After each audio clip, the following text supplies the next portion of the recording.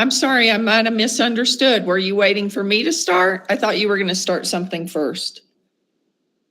I start, okay? Okay. Good evening, good morning to you all. I welcome today's speaker, Karen ma'am, who is CEO, the Human Score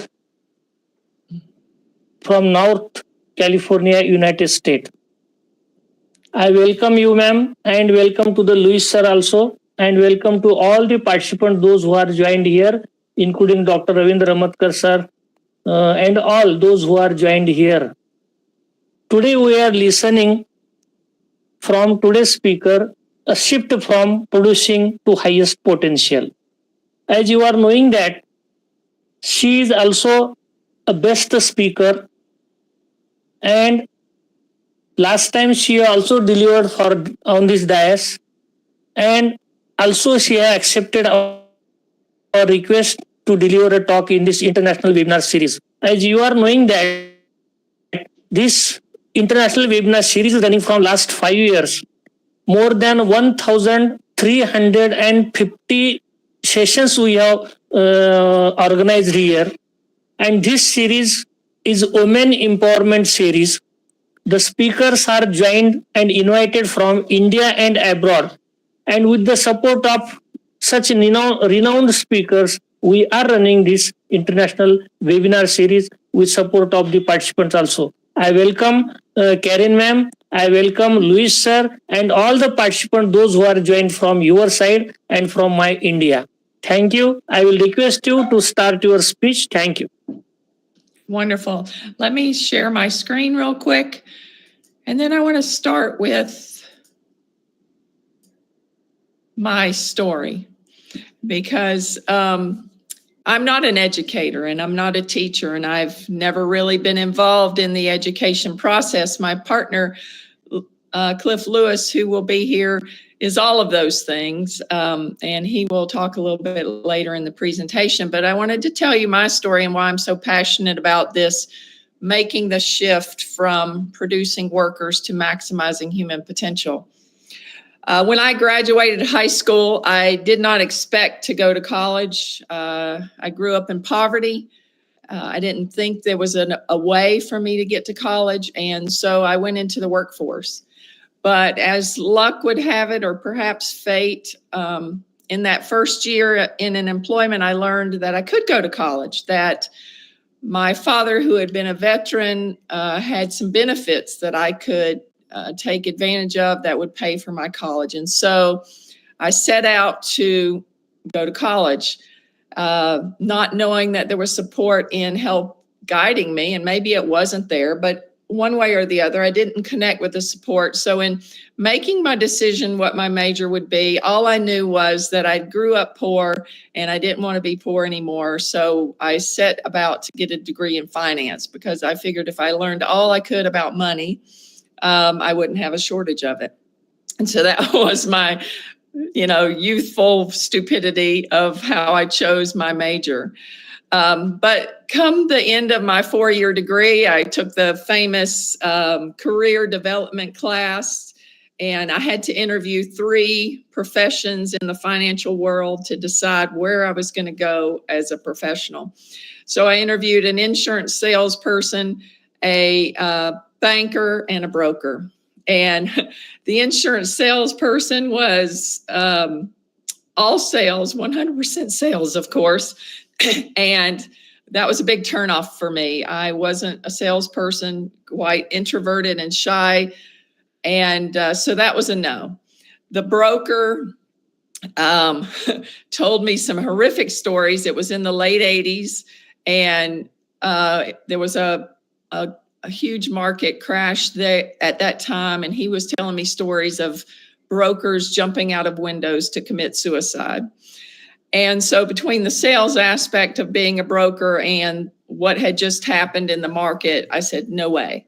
Banking at the time was sold to me as a way of service, and that aligned with me the most. And little did I know that we were entering the merger and acquisition frenzy of the 90s where sales became the most important thing in banking. But anyway, I spent 10 years in banking, became vice president at Bank of America, went through, I think, a merger every 2 years. Had I been a Gen Z, I probably wouldn't have lasted 6 months in the position, but it was a different time. And so I went up, climbed the ladder every 2 years, taking on a different merger, bringing together of 2 different teams and, succeeding in that way. But it was soul crushing, that work, because even though I loved the challenge and met it with success, won trips, of course, got promoted to vice president, it wasn't scratching the itch. I even told my boss one time, I think after the 3rd or 4th promotion, I said, I could also mow the grass really well, but I don't want to do that every day either. He was probably shocked at my boldness. But anyway, not knowing what to do, I left and went into financial advising. And that was okay. I didn't have to lead anymore. It was just myself and taking care of my customers. And it was perfect timing for my daughter, who arrived about that time. But there was still something missing, still not aligned with who I was really supposed to be. And so in 2008, the crash came, and I had already begun to have inklings that I was not in the right spot. And so living in Southwest Florida at the time, did not feel I could leave my customers who were elderly. Everyone in Southwest Florida is usually above the age of 80 unless they're working. And so I held their hands till 2010 to make sure they recouped from their market losses. And then I exited. And that next decade was, I guess, the real school that happened when I began to learn what it is that makes me tick. And during that period, I had another encounter with education. I decided I wanted to get my MBA. I kind of went with something that had been a passion of mine. I'd always liked marketing, so I said, I'll get my my MBA in marketing. It was actually in digital advertising and marketing. And before the first year was even up, I was totally frustrated, totally dissatisfied with my college experience. I went to a college that claimed it was cutting edge leadership and ideas and all the things you hope to have in a college experience. And what I got was rules and regulations. I would do papers, which I was tremendously proud of, thought were cutting edge. And all I would get was, oh, you broke this MLA rule, you broke that MLA rule. There was no debate about my ideas. There was nothing but that I had missed the MLA rules. And so I said, I'm not wasting my money here because I was paying for it at that point. I'm quitting. And so I did some more self-digging and evaluation and learning about myself. And in 2016, landed on something that was very interesting to me. And I called it at the time, the track that my brain ran on. It was how I think. And I had written a couple of books at the time in faith-based organizations. And when I learned that this is what lights me up, this way of thinking, this way of seeing the world and showing up in the world, I said, I got to write about this because no one's just going to hire me for this. And when I began to do the research about it, I learned that it was design thinking and innovation. And so in 2016, 2017, I went to college again for a postgraduate in design thinking and innovation. And that was the most exciting education experience of my life. And I do think they did education right, but it was more about how aligned I was with who I was supposed to be than anything else.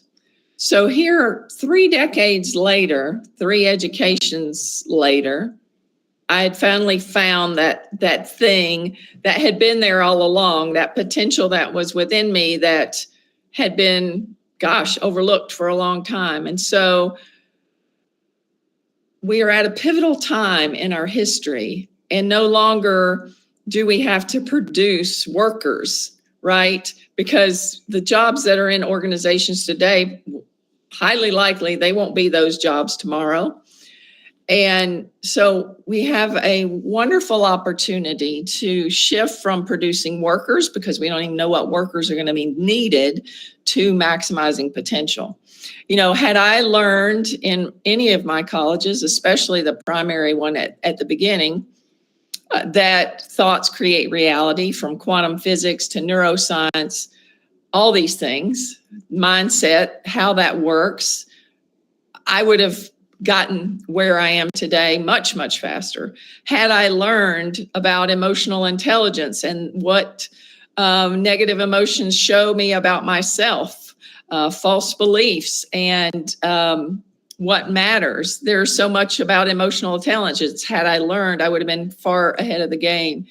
And even my personality, which I learned about in my first job, it was more about the errors of my personality versus the potential that was in my personality. So there were so many things that I learned over 3 decades of life that, had they been the focus of my education, I would have gotten to this place of where I think I'm living into my full potential much, much sooner. And so that's my goal in talking to you today, to bring inspiration that you have the opportunity now with the changes in AI to shift from producing workers to maximizing human potential and helping people get to that place where they know who they are and they know what they're here to do. Because, you know, when we are working from a place that is not our full potential, we're doing it out of obligation to earn a living, to whatever the case may be, all the things, you're chasing it. But when you know that that gift is within you, there's nothing to chase. So it's more of a service, because, you know, that thing that lights me up, that ability to think in design thinking terms, I just want to do that, right? That excites me. And obviously I have bills to pay, but I would do that for nothing in many instances and have. So it's more of a service to the world than a trying to get from the world. So let's dive into redesigning education, making the shift from producing workers to maximizing potential. So I want to ask, open with this question. What is the purpose of education? And if you want to drop your thoughts in the comments, I will certainly read them later. But I just want, this is more of a hypothetical question. What is the purpose of education? For generations, education has focused on preparing young people for the job market. It's what I'm going to call today the industrial model. But what if education could be about unlocking potential? And that's and nurturing creativity and curiosity, becoming fully realized human beings. This is the talk that I want to give to you today. And forgive me, I've never made a presentation in Google, so I'm not sure how to change the page here. Let's see.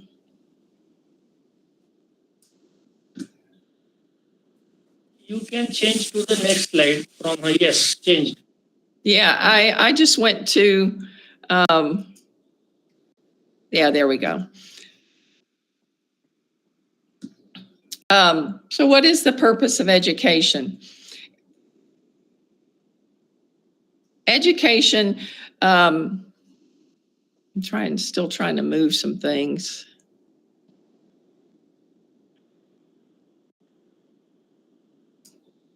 Okay.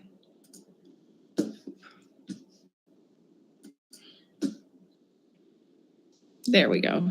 Had to move you guys over. Sorry about that. Education as preparation for the labor market. That's the industrial model. It was about preparing the students for the workforce, about standardization, compliance, efficiency. It's about outputs and performances, right?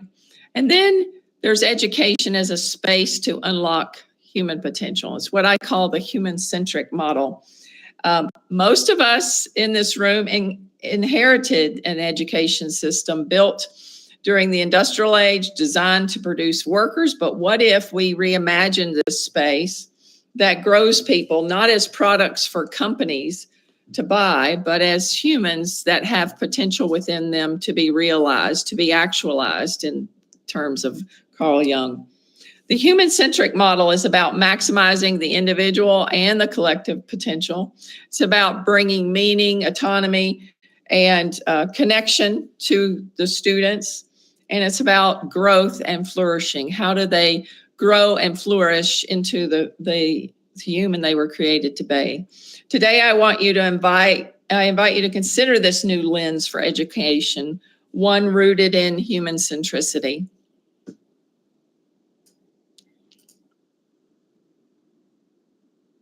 So what has the industrial model delivered? These are some stats for India.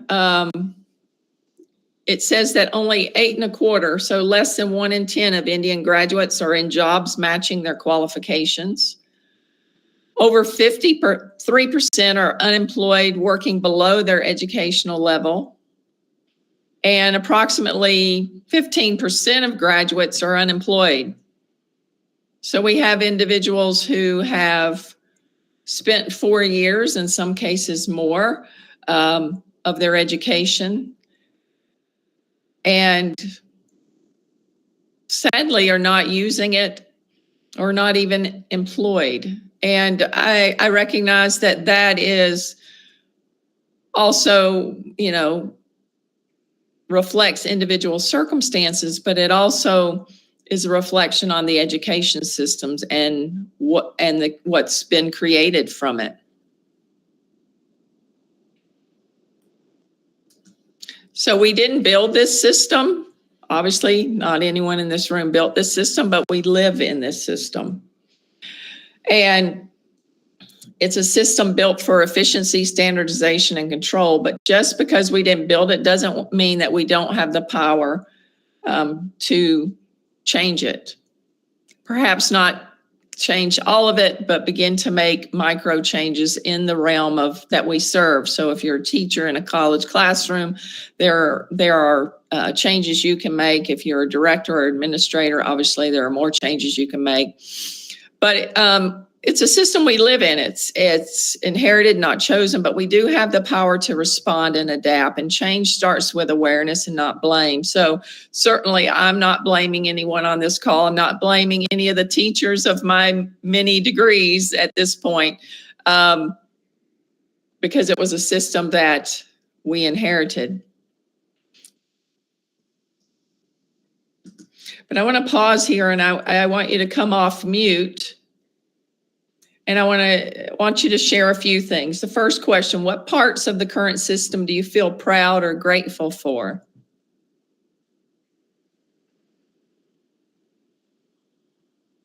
Anyone want to share their thoughts?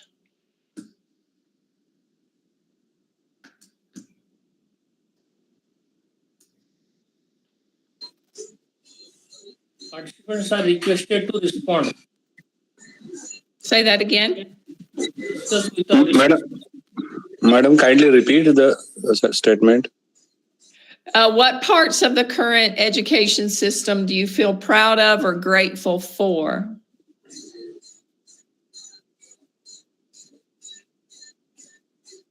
It gives us liberty to think in a little flexible manner that can actually, it could be used for the students' benefit as well as a kind of introspection for the teacher itself. Yeah. It expands our thinking, right? You know, Yeah, Dr. Karen, thank you. Yeah. The little girl who thought finance was the way to go because she lived in poverty really was exposed to so many things through economic classes, through humanities, so many courses that expanded my thinking and expanded my viewpoint from that little bitty town of 600 people to the world. So that is something I'm definitely grateful for in my first year in college. Anyone else want to share? Ma'am, in 2020, Government of India is implementing the new education policy 2020, and in this policy, the efforts are being made to learn the subjects of his or her choice. The subjects which he or she wanted to learn. Earlier, it was just post-based. Whatever the curriculum framed by the universities or the boards, that has to be followed by the students, and they have to go for the assessment. However, this time, at the graduate level, some subjects of her or his choices are being also studied by the peoples. And moreover, now the vocational type of academic so-called curriculum is being followed from the school level to the highest level. This is what I feel it. Now it has to be implemented in the true spirit and letter and spirit. It will take time within 2-3 years, or it will have a nice success in the future. Yeah. Thank you. Yeah, that's good to hear. Ravinda, am I saying that correctly? Ravindra? Yeah, madam. Ravindra. Okay. That's great to hear. And I think colleges and schools across the globe are adjusting, and some are even adjusting before AI arrives. So I think that's very inspirational to hear that India is making those changes. So what parts do you find frustrating or misaligned from your values as an educator? Is there anyone that would like to share frustrations?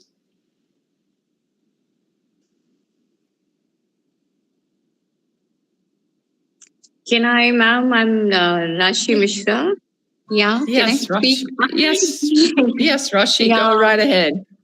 Yeah, actually, in the current scenario, what I feel, I do respect what Dr. Ravindra have just said, but, I watch my students, more confused and regretting later because they have options. They have so many options, to pick the subject.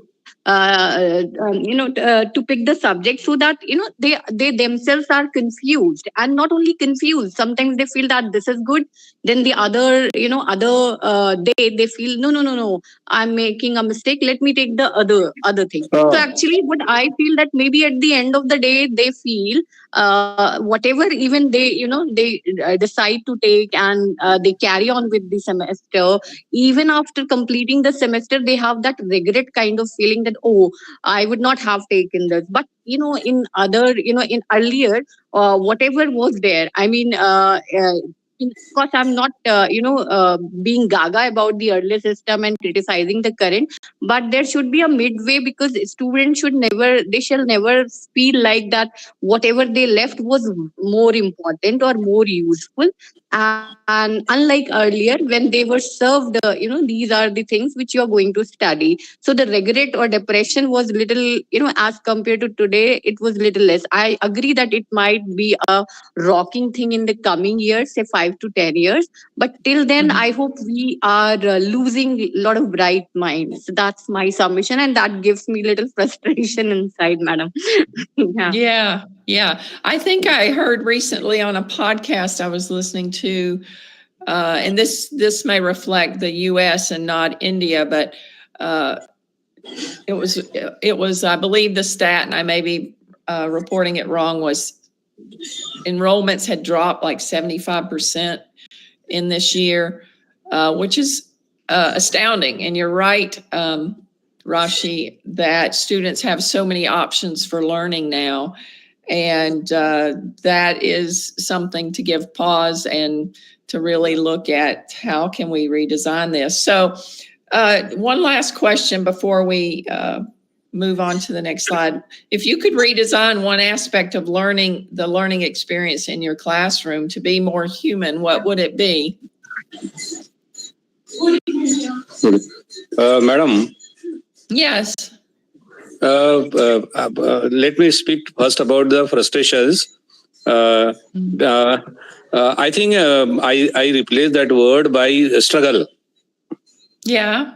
Because when we were the students of the graduate level, we were not knowing the path. Rather, we were deprived of the guidance from the experienced persons. So whatever the courses which we see, what is going on nearby, we used to follow it, right? Yeah. And sometimes the frustration comes when we socially do not get adjusted. Okay, but the thing is that as one of our actor, Marathi language is there. One of our Marathi actor, Nana Patekar, he said in Marathi कि यश अपयश ये तो होते रहता है, just like a child. A small child gets fall down and he see whether somebody is there or not. If somebody is there, he will weep. If somebody is not there, he will walk on his own way and will go. So that's what he says, that the success and the frustrations or the failure, these are just like a small child behavior. However, what should be there? There should be a process of. There should be 100% our efforts of getting the result, and that's why when we do not produce or we do not get guidance how to do our effort in the right direction so that we can get success, then there will not be frustrations. So what we observed at our graduate level, there was a struggle for existence rather than frustrations. Yeah.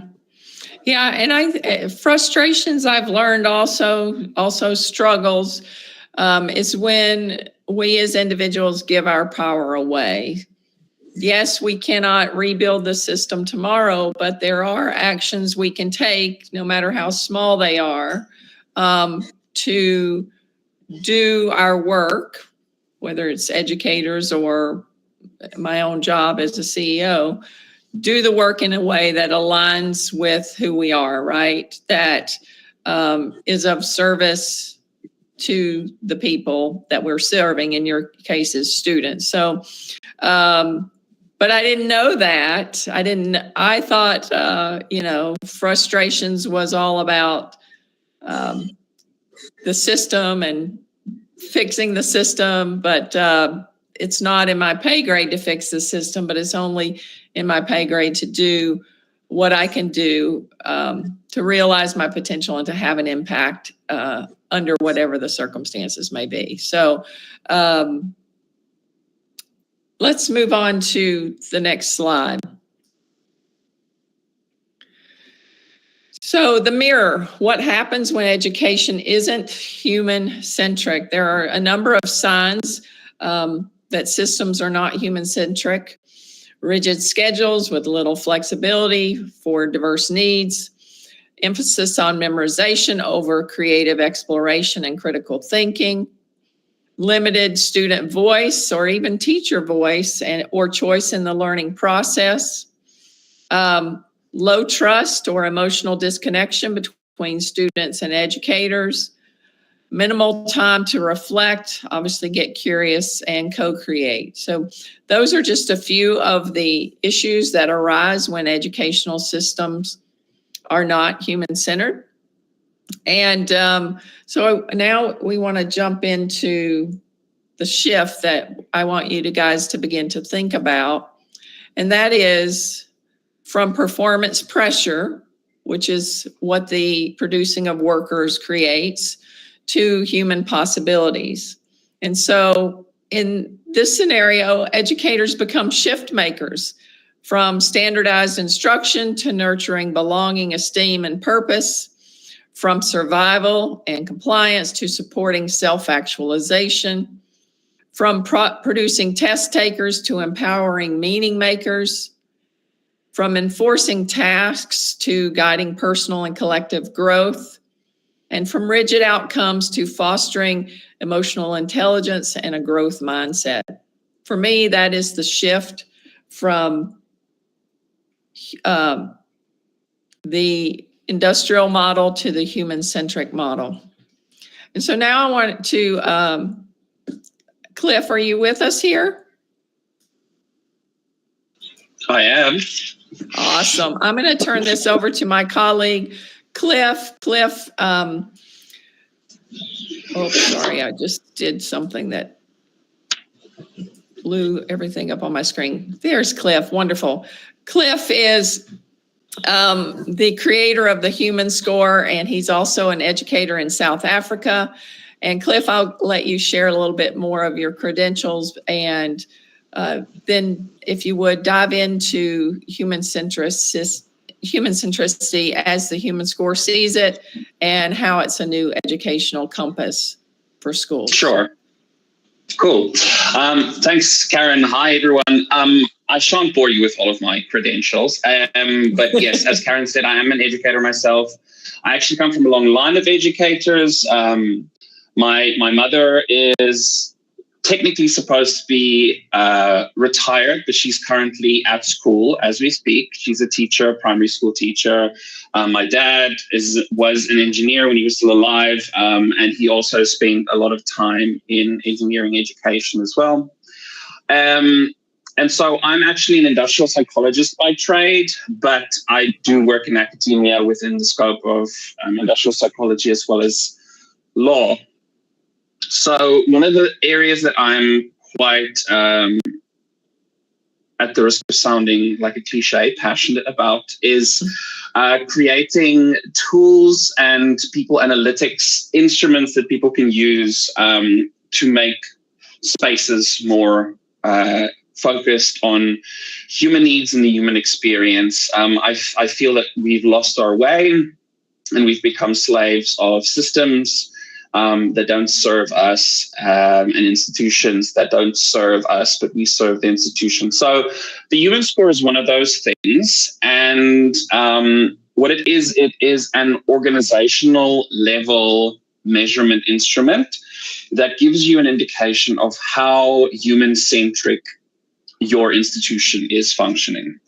So we do offer the Human Score for different contexts, but as far as education is concerned, the Human Score considers the experiences of everyone involved in the educational institution. So from students, educators to administrators, management, everyone can provide input into the Human Score, and the tool then quantifies that experience into 5 specific dimensions, which is the institutional role, the organizational structure, fairness, culture, and decision-making.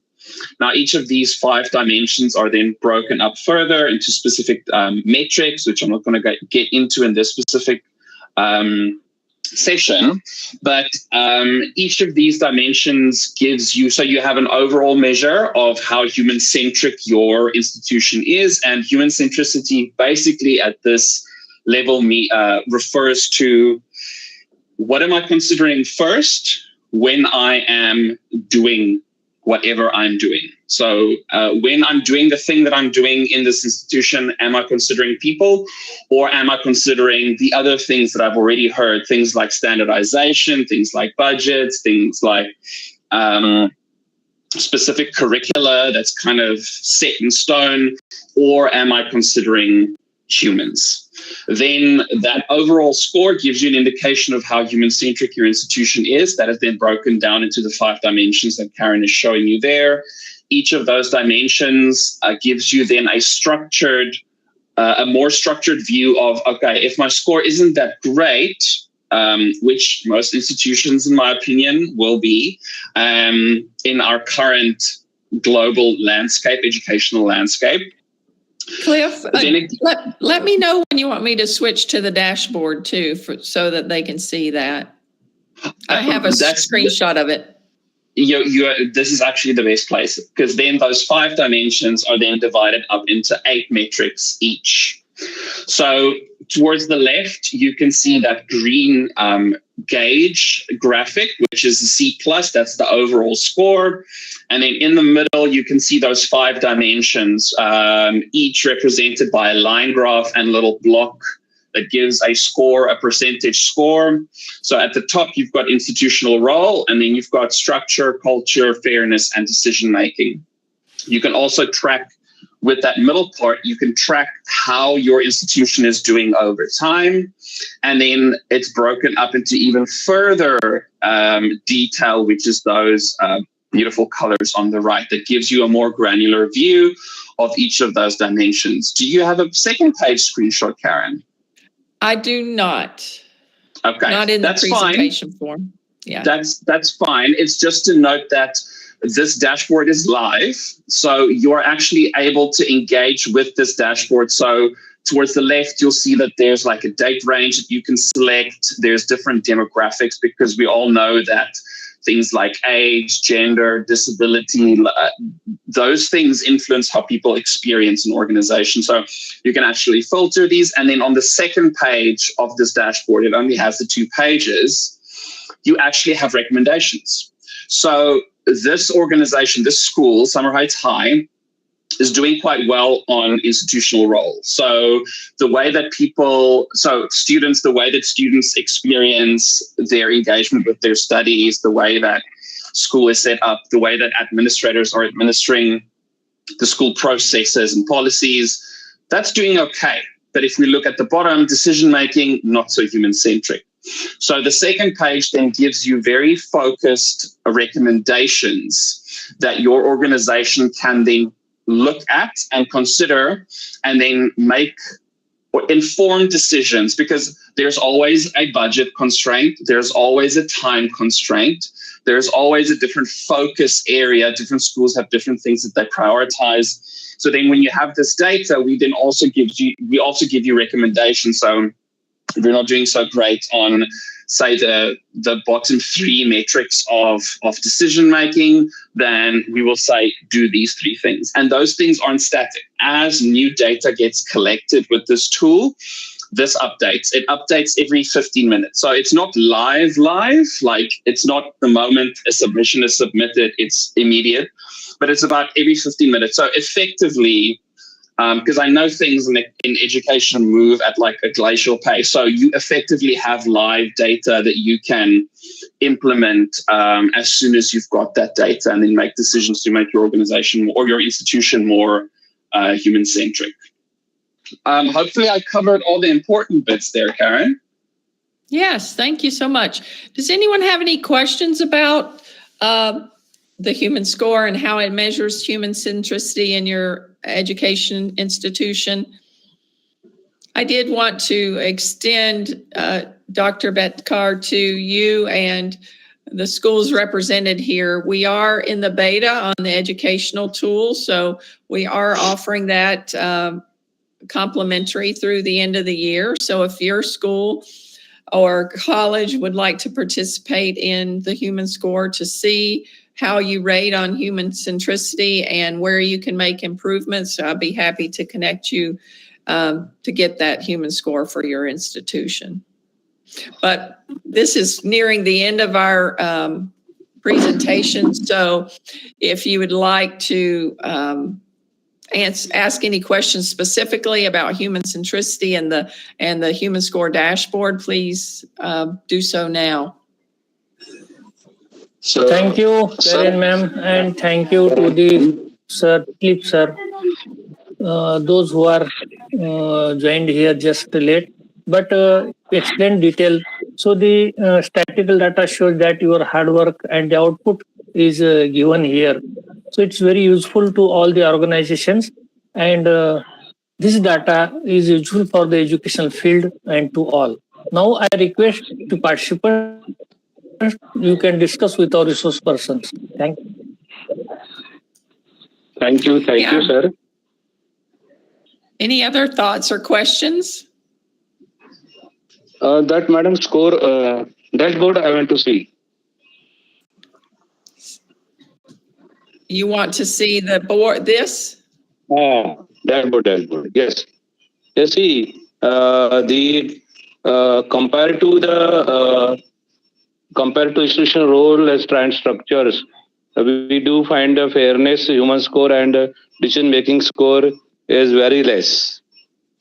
Yes. Yeah. So, in present system of education, what a policy maker has to do it so that these human score in this decision making and fairness and onto in culture it goes ahead. Well, Dr.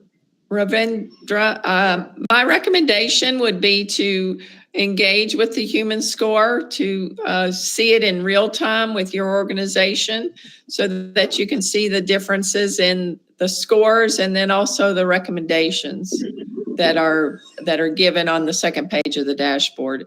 It really becomes meaningful when you apply it to your own organization. Yeah, I will go through entire slides. So if you could please made available these slides to Dr. BETKAR sir, so that we can deeply understand Yes. it. Yes, absolutely. That needs study to observe and analyze also. Yes, wonderful. I will do that. Thank you so much.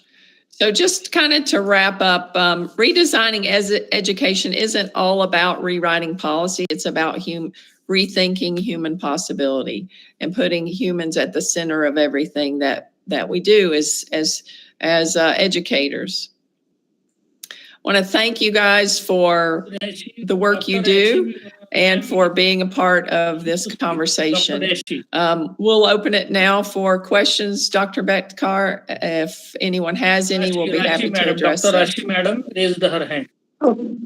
Thank you, Dr. BETKAR, sir. Thank you so much. Yes, Dr. Karen, I just have a little query because in the present scenario, we see a conflict between, human-centric and the industrial model. So, as my first question is there any ideal, ratio that a university or a college or in fact entire academic system should follow when it comes to industrial as well as human centric, because both complements each other. But in the given scenario, I observe it on the daily basis that industrial model is dominating, or somewhere that human values or human centric model is going little far from the kind of structure, or not utopian structure, but at least the structure we imagine being a teacher. So there it becomes little problematic, or say complicating for teachers to make the students as they should be ideally, as well as telling them the significance and importance of market as well.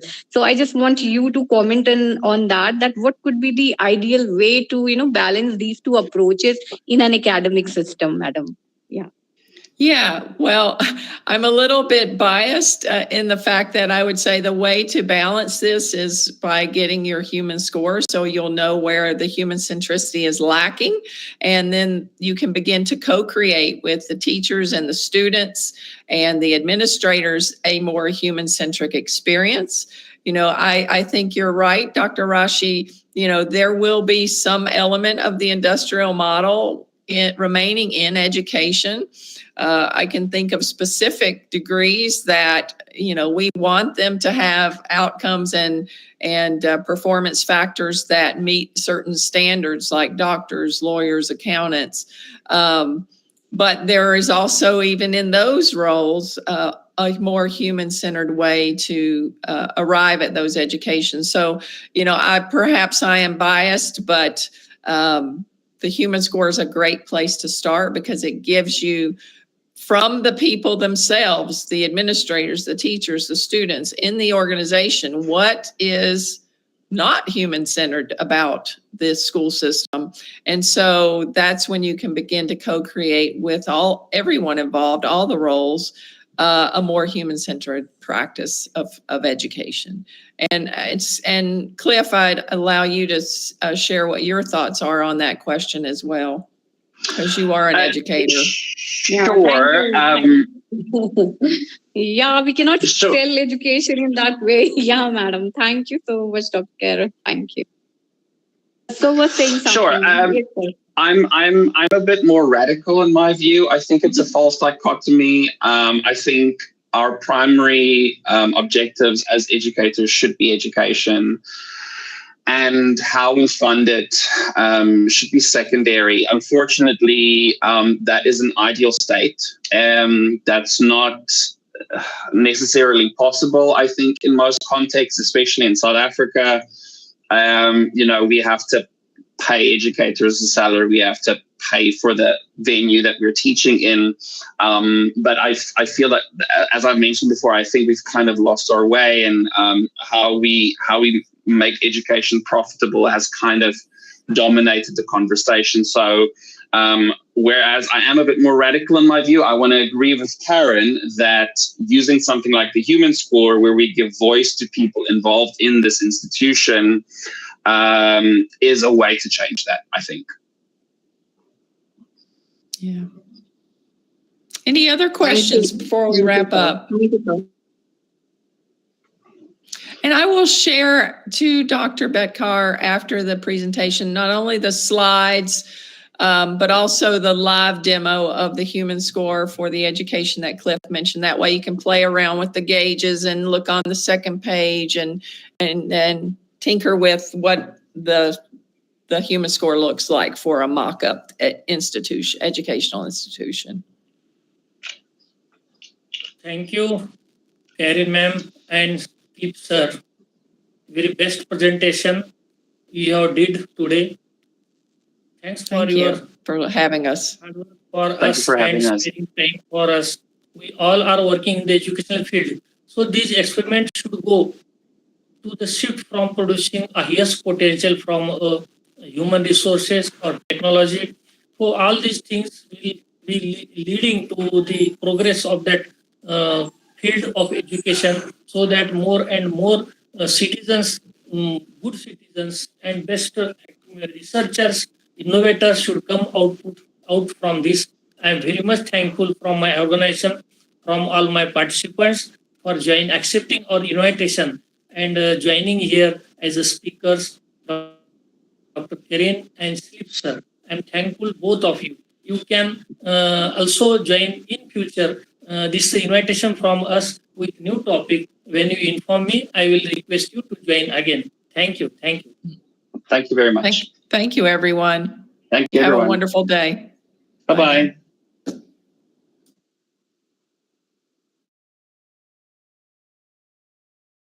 Feedback is ready and I'm sharing to the group. Kindly collect from or fill from the group.